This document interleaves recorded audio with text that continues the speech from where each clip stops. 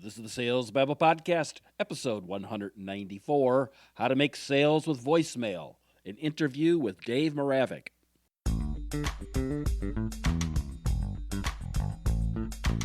Welcome to Sales Babble, the podcast that shares selling secrets for non-sellers.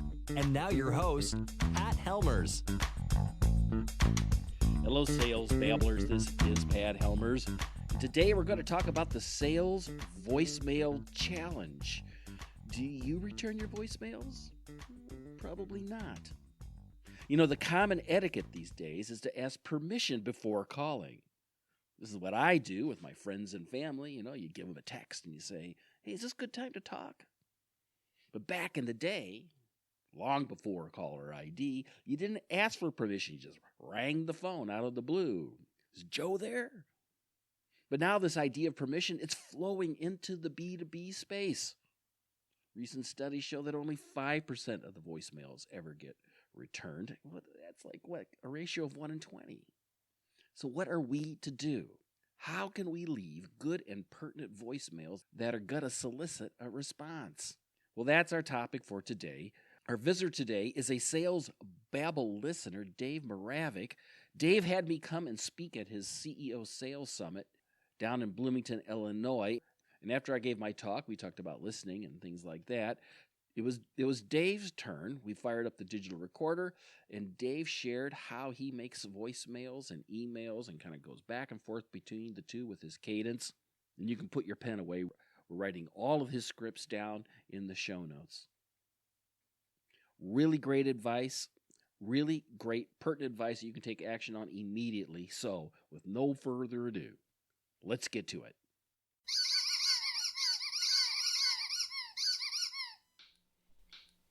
Welcome, Dave. You're ready to babble?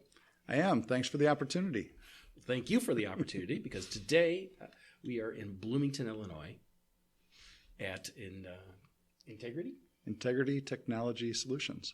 And maybe you could tell the listeners, why am I here today? Well, I invited you down to our Sales Summit group. We have a group of about a dozen professionals here in Central Illinois that meet once a month as sales professionals, averaging about 20 years of sales experience. And we come together for collaborative professional development.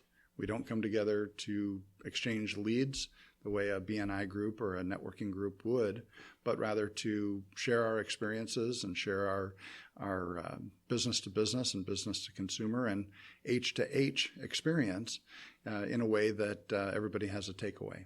And we talked about sales, and we talked all about sales today. We did. It was really kind of you to have me come, and I talked a little bit, and it was a lot of fun. It was really smart people here. Yeah, one of the things that we've done with this group is not have one person dictate the entire program. There's not one person, if you noticed, around the table and the dozen or so people that were here that hog the conversation, so to speak. Everybody is respectful of one another's experience, and we are each learning from each other's experience. Kind of lends itself to that conversation that we had while we were here this morning and that you led us on, was being an active listener.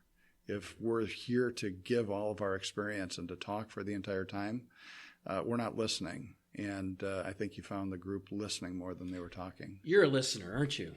You're a Sales Babble listener. I am a Sales Babble listener. You and I got connected several years ago because of our common connections in the educational market. And I've continued to further the relationship through LinkedIn. I'm a huge proponent of making connections on LinkedIn, have just found that to be a wonderful experience, and both from an educational perspective, but also from a networking perspective. What's cool is because I was working on that market research on Sales Babble. That's how you and I got talking. I was interviewing you, and then you brought up the fact that this was happening here. So I'm really excited to be here, and you've been a very gracious host. Oh, I'm glad to, and we continue to grow the group, and we're always inviting others to participate, and that's a great dynamic. But the reason we're here today is actually you just wrote a blog post on telephone management. I'm managing your phone for prospecting, getting appointments, things like that. What was the title of the blog? It was something to the effect of, "Are you returning your phone messages?" and with a question mark. And it's got a. Are you returning your phone messages? Yeah, I think it was something like that. But the point of the conversation, and I tried to make it conversational, was that people today aren't returning telephone calls the way that they used to, or the way that they should. The sales statistic was 4.8% of voicemail messages actually get returned. Well, think about that. That's 1 in 20. If you only returned 1 of 20 messages that you got, how would you feel? If business 20 times reached out to you and said, "Hey, I'm interested in buying from you," and you only returned 1 in 20 messages, that wouldn't be so good. No. And if they were calling me for business, yeah. Exactly. But just the opposite holds true. People are, if you're in sales and you're calling and leaving messages, maybe only 1 in 20 calls are getting returned because you're an air quotes salesperson or salesman. And people don't like to talk to salesmen. People don't like to talk to people in general. And that was the point of my, that was the point. I mean, millennials today, they'd rather text. They'd rather IM. They'd rather do something else besides talk to another individual. And you see it in restaurants. You see it in just society. How do we, yeah. And in fact, it's changed. You think about it. Telephone etiquette's changed. Mm-hmm. Commonly, even people I love carefully, I'll text them. I go, "Now's a good time for me to call?" Yeah, exactly. You're asking for permission to call them. In the past, you didn't do that. In fact, the start of the blog post had to do with the old answering machines that we had in our house, and how we huddled over those answering machines. And in business, if you had a business answering machine, the office secretary or office manager, somebody would come in and they'd listen to all those messages. They'd have to write them down and then distribute them out. And you had a piece of paper you could write some notes on and prepare for your call, but you'd ultimately have that voice message machine to collect that message. Today, it's far more sophisticated. So what you're saying is it's just a waste of time to leave voicemails? I don't think so. I think that, again, as you and I have talked off air, the ability to leave a good voicemail message and a pertinent voicemail message, I think has 2 parts. Number one, you have to be relevant. The messaging has to be relevant. But I think more importantly, you have to be relevant for that person to return the message to begin with. So if you have a relationship with that person that you're leaving a voicemail message with, how strong is that relationship? How much are you relying upon that relationship that they do value that return telephone call? And if you've done a good job in that, I know that my team and many of those professionals that I know have built that value ahead of time so that they do get those return telephone calls. I took a call from a place that had left multiple messages, and my point was simply, please don't call this number again. I don't want you to leave a message another time because I'm really not interested in what you're offering. But I picked up on this particular opportunity to let them know that. I'd be far more respectful of somebody that did that, or if during the conversation they said, no, don't ever call me again because we're really not interested in what you're offering. But if the customer has given you permission to return their call 2 months from now or 2 weeks from now or 2 days from now and says, yes, I'm interested, give me a call back, kind of like the date.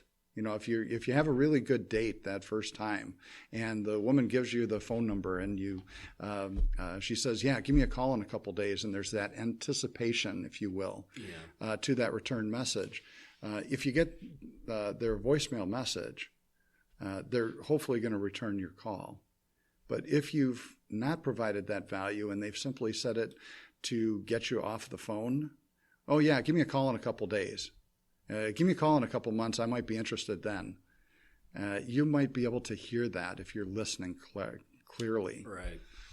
So let me ask this. We're talking about returning voicemails. Do people listen to their voicemails? Well, I think that some do. Some will listen to the end. Some will listen just to the first portion of it. But everybody listens to their voicemails, though. Right? I don't think everybody reads their emails. Yeah, that's for sure. Like I don't even think they look past the subject line. They might not even look at the subject line, right? Because like in Google, they may put it in a column, a tab that you're never going to see it. Mm-hmm. But I believe everybody listens to their voicemails, and that's why I'm still gung-ho on voicemails. Although I'll agree with you, people don't return them. Yeah, and again, I think that this conversation is pertinent today because if the client is listening to that voicemail message, you can, and again, in a sales speak, determine the level of excitement in that voicemail message. Hi, this is Dave. I'm calling you back because you told me 2 weeks ago to call you. If you'd like to return the call, reach me at 217, blah, blah, blah. Right. If that's your message, surely they're going to hit delete. I used to have a guy leave a message just like that. Seriously. In fact, I think I have a recording of it someplace. Maybe I'll go find it. Right? And it was interesting. It was like he didn't motivate me at all. Yeah. He called me again 6 months later. Exactly the same script at the same monotone level. Exactly. But if you're calling and you're saying, hey, Mary, you told me 2 weeks ago to give you a call because you were excited about the value that our company provides and the solution that we have. You didn't have time at that time to talk to me, and you asked me to give you a call back when it would be more convenient. I appreciate the fact that you did take the time in order to tell me that, and I would love to talk to you at your convenience. Here's my number. If it's easier to communicate via email, here's my email address, and we'll set up a time that works for you. Yeah. Thanks so much. We really appreciate the opportunity to work with you. That's going to get listened to far more often than that monotone drone. See, I would think too. What I liked about that is that it was cut and dried, and it was. But I think maybe what some of the stuff that I've read is what that's missing. Maybe is what was the value to Mary in that phone call? Sure. Like I was thinking that if you added one thing to it, like, oh, by the way, there's this other thing that may be a benefit for you. Mm-hmm. Yeah, that's a great thought, and incorporating that into that speech, and one of the things that we've talked about, we talked about here this morning in our sales group, was that you have to personalize it.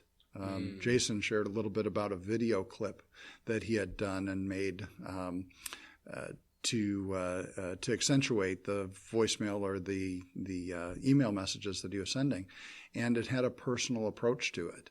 If you're reading from a script, or if your point is such that it seems like a sales pitch, even before they're going to return, they're going, oh yeah, that's right, I'm going to get a sales pitch from this guy.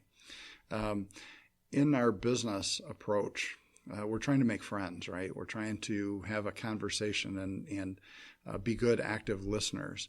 If we're telling them on the front side this thing, whatever it is that this differentiator, it has to be in a way that gets their attention and wants them to get more. But in order to do that, we've got to be able to create that value. So I totally agree with you. So let's say we're prospecting. Do you leave a voice message? The first time I do. I don't leave a second, third, fourth message. I have a cadence, if you will, to voicemail messages and to calls, because I feel that people are voicemail or email people in general at the highest of levels. And if I leave you a voicemail message and I give you a proper amount of time to return that message and you don't, I'm probably going to shoot you an email message. And that email message is going to say something to the effect of, I left you a voicemail message, thought maybe you'd respond to an email message, right? I do that too. I love that. Well, I take it. I love that. Well, I take it one step further, because if I'm prospecting and that person doesn't respond via email, I have to determine whether or not I'm going to invest any more time into that prospect. And sometimes it has to do with the quality of the lead. Could have shown some interest initially and where that opportunity came from. Had it been introduced, they've been introduced. There can be all sorts of circumstances for somebody not getting back to you within a couple of weeks. But further down the line, I'm going to leave them a voicemail message that says I'm going to send them an email message. So it will sound something like this, Pat. Hi, this is Dave. I'm calling on behalf of our company. I tried to communicate with you a couple of different times, and I'm going to send you a link. And to that link will be an opportunity to connect at a convenient time. When you get that message, either in email form or simply return my telephone call. And that way, this gives them two opportunities to respond, either by voicemail or by email, and know that it's within 5 minutes time. So when they get that voicemail message, they come back to their desk, they go, oh, that's right, I'm going to go looking for his email. And that's been pleasantly effective. I love that. So what would you, how long would it be before you follow up with them again? After that specific message, I'm going to give them a week. You do 1 week. I will. I have a. How do you come to that 1 week? Well, actually, I have a short. If you think about the rhythm of your heartbeat, if there's a cadence associated with that heartbeat, it's always that rhythm is the same. And if it's 2 days, 2 days, 2 days, 2 days, 2 days, it sounds too rhythmic. For me, I'm thinking about if I leave a message on a Tuesday at 10 o'clock and I call them next Tuesday at 10 o'clock, it's possible that they have a sales meeting or they have a standing time. That's why they weren't there. Exactly. Right. Yeah. So again, I may leave a message on Tuesday and follow up on Friday. And then if they don't respond on Friday, it might be the following Thursday. So I'm looking at mornings, I'm looking at afternoons, I'm looking at the time of year that it is, working around potential vacation times. And I'm going to be conscious of their time and response time. If I call them every third day, and I've had opportunities, and I could share a most recent story about phone messaging, and ultimately the client purchased the product from us. Yeah. Started the process prospecting from a referral in March. They just purchased last week. Right now, this is November. This is November. It's a long sales cycle. It's a very long sales cycle. But in the initial conversation back in March, they were going to be deploying the solution in some open-ended timeline. He thought maybe about a month. So could you call me back in about a month? And I said, sure. So I called him back in a month and a month and a month and a month. You kept at it. It felt like just in how I said that was like the Lone Ranger. In a month, and a month, and a month, and in a month, kind of thing. But at one point, this is a hospital down in Alabama, and the woman at the reception said, I said, I've tried to reach him. His name was Dave also. And I said, I've tried to reach Dave several times. And she said, well, would you like me to have him paged? And I said, oh, you could do that? Real excited in my voice. And the receptionist said, sure, yeah, we can do that. So I can just picture her putting me on hold and saying, paging Dave. And he picks up the phone from someplace in the hospital. And he says, this is Dave. And I said, well, this is Dave also. And do you remember me? I asked to follow up. He said, I'm in a meeting. Got to go. And he hung up. Now, do you follow up with another phone call? Do you follow up with an email? Sorry to interrupt. What do you do? So I sent him an email that said, sorry, I interrupted your time. You picked up the phone and the receptionist said I could page you. He did not respond to that email. He did not respond to 3 more months, as this was July, August, September. He didn't respond to messages left over that period of time. And you're not getting any input here. I'm not getting any input. You have no idea what's going on in this guy's head. No idea. But you're creating probably lots of stories, right? I'm absolutely creating lots of stories. And I knew from the beginning that they had a need for our solution. And I was clear in that. And until he told me otherwise, I was going to continue to do so. And what I shared with my team earlier this week, when he ultimately did purchase, and it was about a $10,000 purchase, was that if I had invested 2 hours in prospecting, in voicemail messages and email messages, maybe it was 2 hours investment. The sales conversation, once he picked up the phone the end of October, he said, Dave, thank you so much for being persistent. He said, thanks so much for following up. He said, I know I haven't been the most responsive. He said, but we're finally ready. the sales process, final sales call, he says to me, what do I need to do to get started? It was a 15-minute call. I was done. I handed it off to our sales support team, and they took care of the paperwork. Think about it. You represented a company that's going to be there for them. I did, and I think that he'll appreciate that. Again, I think that salespeople, and I say salespeople, and I think of it as a profession. You and I have talked about sales a lot here recently, and too many people don't feel that or don't see it as a profession, both inside and outside. A statistic I heard early on in my career was that a third of salespeople are getting into the business, a third are getting out of the business, and a third have figured out that that's the profession that they need to be in. Yeah, the boat owners. Yeah, first day. Yeah, for best day of first day you buy it. Yeah, the first day, best day of the sales. And again, a friend of mine recently's daughter took a position in sales and insurance, and she called me, prospecting me. She left a big, long message about me wanting to change my insurance to her firm. Well, she didn't last 2 weeks. She had no clue. She was not cut out to be a salesperson. And in fact, I'd given her some coaching. Well, she wasn't trained either.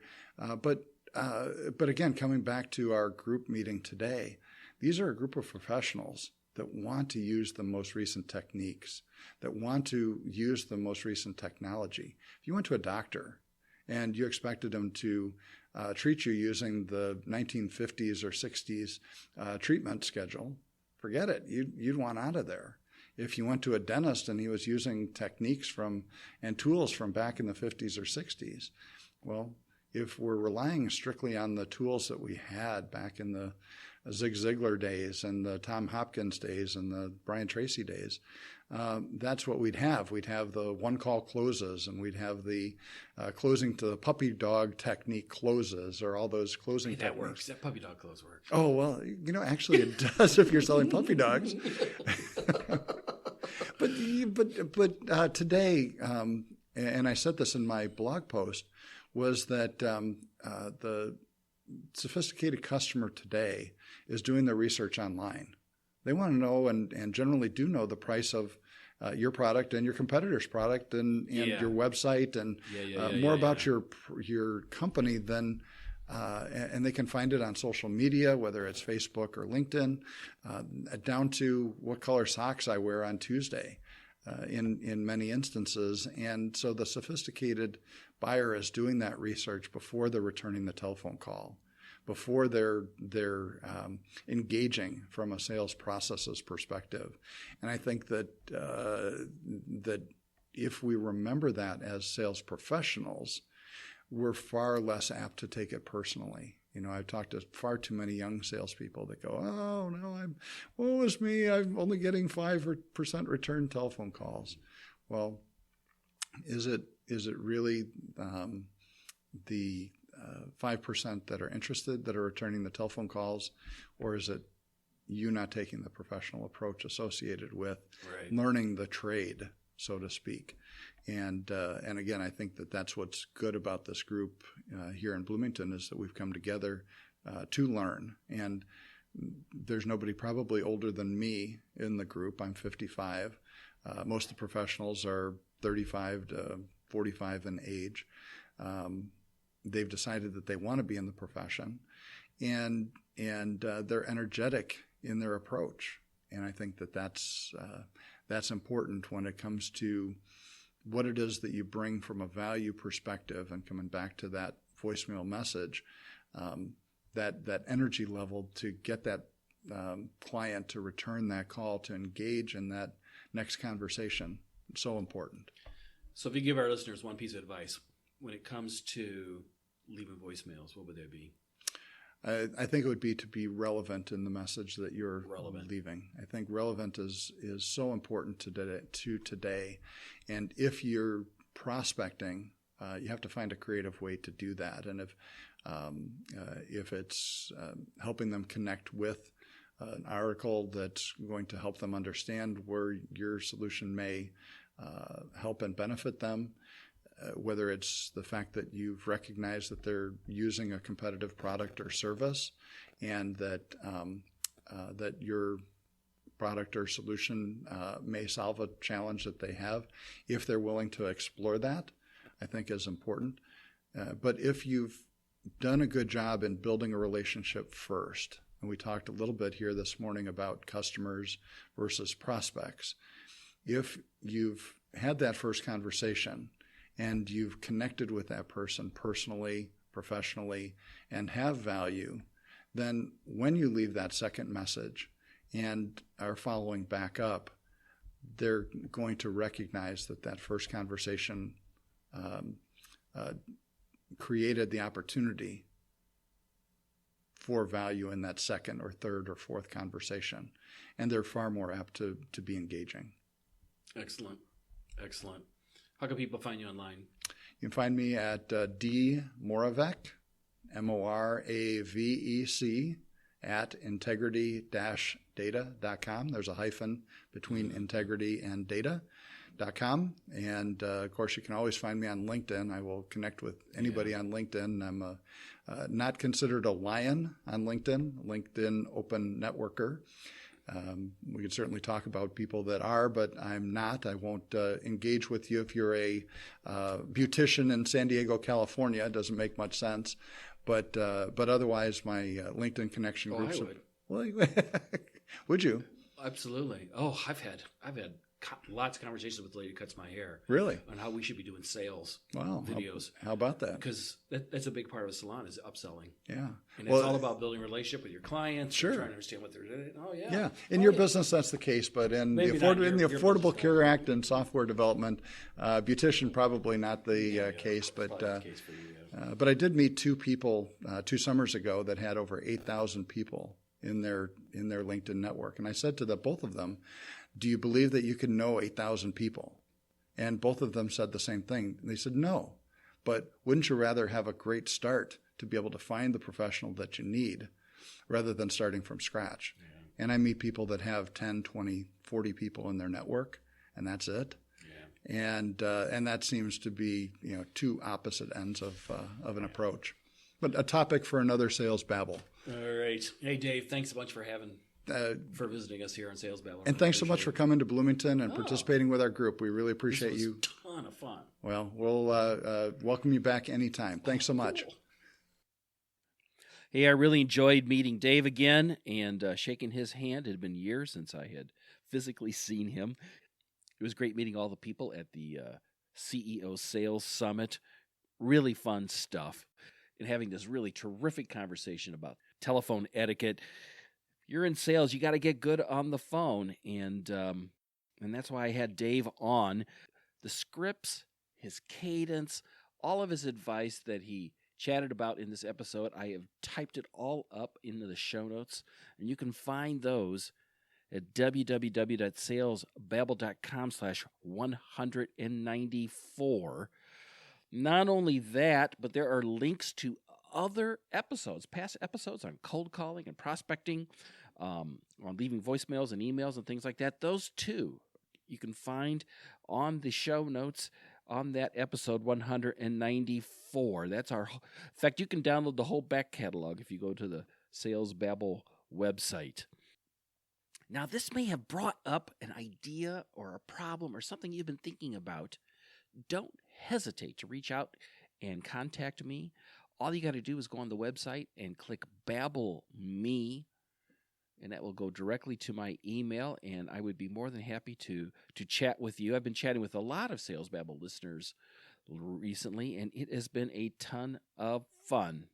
So with that said, thank you very much for listening to this podcast. I deeply appreciate it. I hope you found something of value here and you go take action on it this week. Until next week on Tuesday, take care and have a highly successful selling day.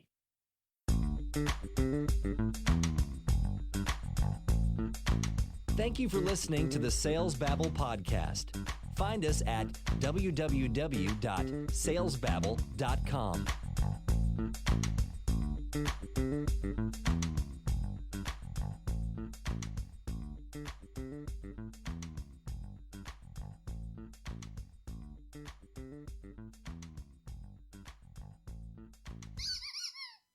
If you're like most salespeople, you have an entrepreneurial spirit and you've got something in your head that's really sticking, something that you just can't let go. It's a business that you want to start. Why not put it online and give it a go? When I started Sales Babble, I decided to host it on Bluehost, and I am still here 3.5 years later. Sales Babblers can start for only $3.95 a month. You get a free domain, a free site builder, one-click WordPress install, and 24/7 support. Go to www.bluehost.com/track/salesbabble. Put your ideas in action. With Bluehost.com, powering over 2 million websites worldwide.